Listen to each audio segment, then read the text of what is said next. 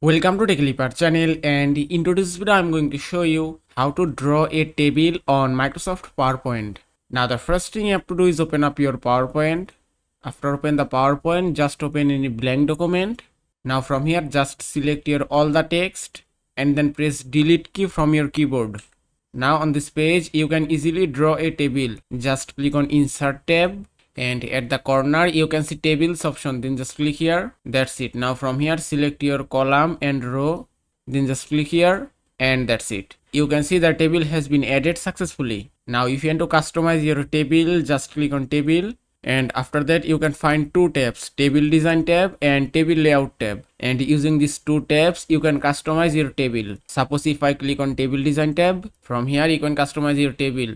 You can show or hide your header row, banded rows, first column, last column. Also from here you can change your table styles. Just click here. From here you can choose any style as you like, and that's it. And that is how you can draw table on Microsoft PowerPoint. I hope this video was helpful. If it was, please give it a thumbs up and don't forget to subscribe.